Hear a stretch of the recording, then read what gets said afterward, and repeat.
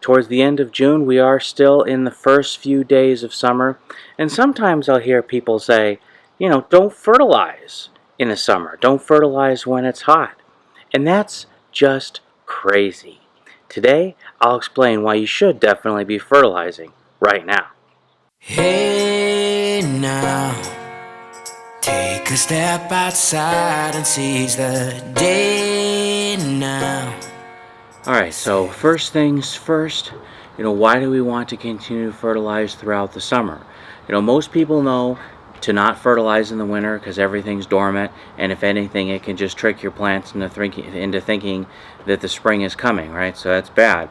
And everyone knows in spring, well, that's a great time to fertilize because the buds are just starting up and the plants are just starting to uptake nutrients on a larger scale.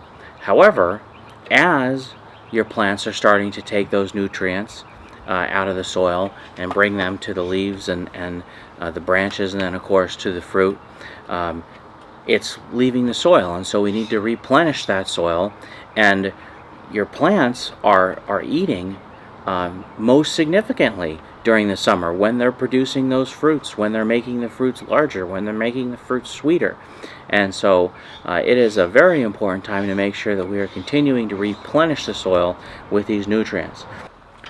So one of the questions I'll often receive is about folks that say that you shouldn't be fertilizing in the summer. They'll say that, well, you can burn the plants, and it's bad time to fertilize. And that has more to do with the time of day than the season actually. For example, it's not good to, you shouldn't fertilize, let's say, in the middle of the afternoon. The best time to fertilize is early in the morning. Basically, the earlier the better, but certainly before, let's say, 9 in the morning. Right, then the next best is, towards the evening after the sun is set. So you could either, something like either before 9 in the morning or after 6 at night. All right, so when you do go to the garden center, you'll see so many different options for fertilizers. And so I wanted to take a moment to just briefly sort of demystify some of the buying process to help make it easier for you. The first major factor that you're going to see is whether you're buying organic or inorganic fertilizer. Inorganic fertilizers are also called synthetic fertilizers. Basically, they're just not naturally occurring compounds, so they're manufactured. This is where you'll see the large-scale fertilizers, things like Miracle-Gro, for example.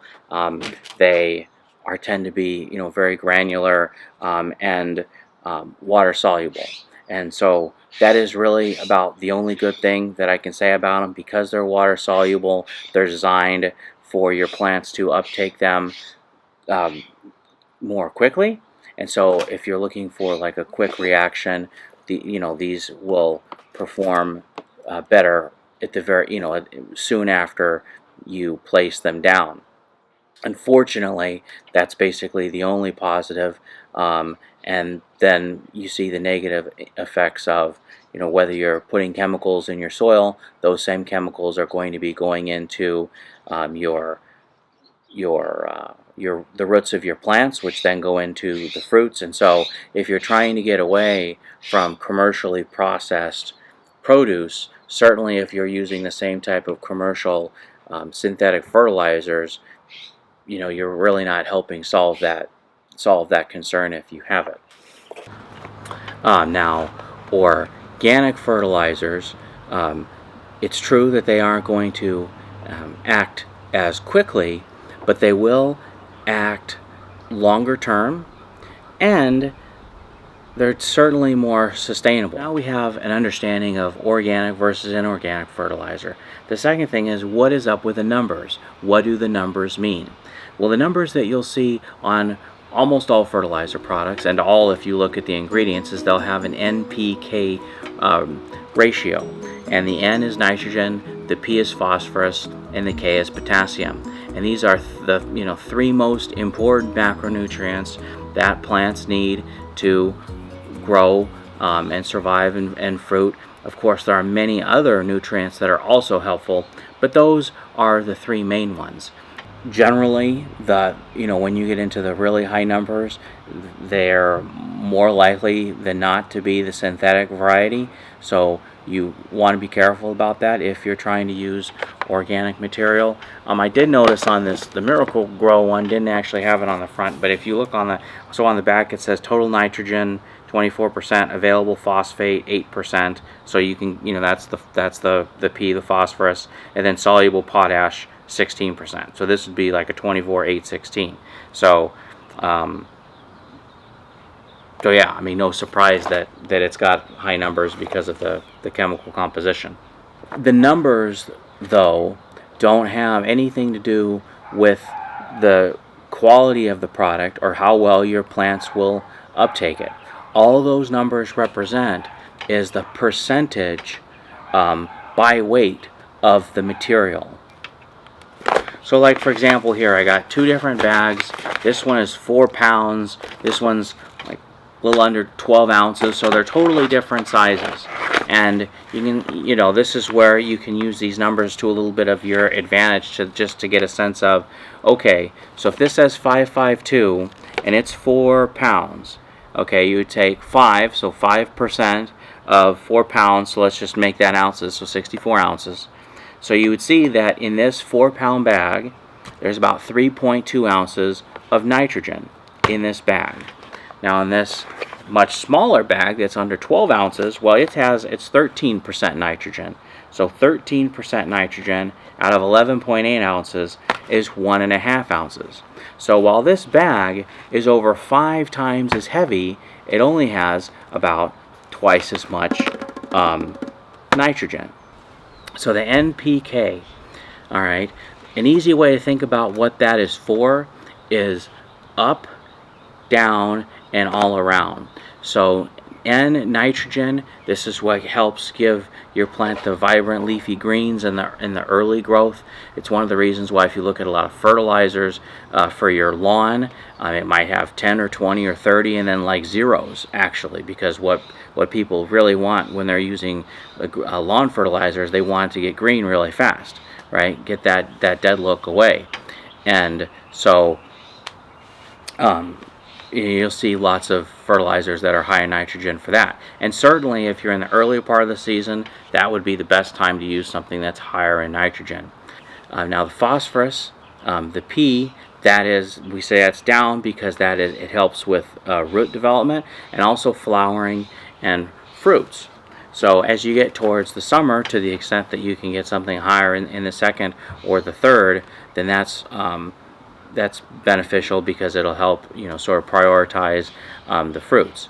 But still, I mean, when a plant is fruiting, it knows to put energy towards the fruits because that's what, the plant knows what it's supposed to be doing. The third number is for potassium, the K, and what the potassium helps do is it helps strengthen the plant tissues and also help the plant avoid sort of like negative consequences from bad weather, whether that might be drought conditions that are temporary, or also it makes it hardier against disease. So it's really important for the overall health of the plant. If you happen to have your own little worm farm or worm bin, worm castings are also an amazing fertilizer to use. Of course, they're extremely healthy, and you would just put that on your garden in the same way you would use compost. As far as the amount to use, the best thing you can do is just read the back of the fertilizer label, and sometimes there'll even be specific enough instructions to give you different amounts depending upon whether it's a tree or whether it's a vine or a shrub, or the type of plant.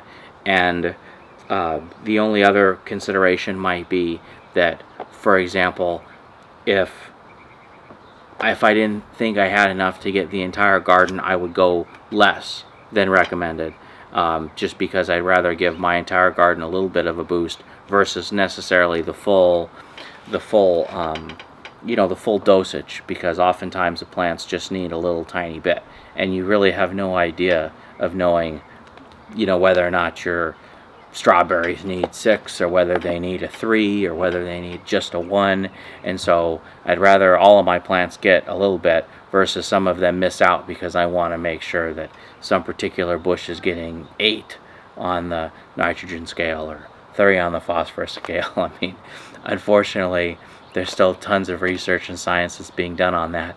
But what your plants need are going to be very specific to the type of plants you have, the growing conditions you have, how well your soil is already amended. So, I mean, that's another thing, and another great reason to use organic fertilizers is that the best thing you can do is just to already have rich, healthy soil. And then you'll need less and less fertilizers, and you can use your own organic compounds, like for example the leaves as they die. The leaves as they die, when they fall on the ground, they'll provide nutrients as ants and worms and stuff break them down and bring them back into the soil.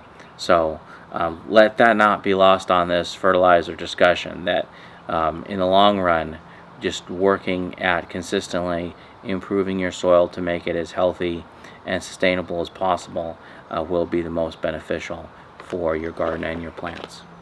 Don't forget to continue to fertilize on a monthly basis throughout the summer.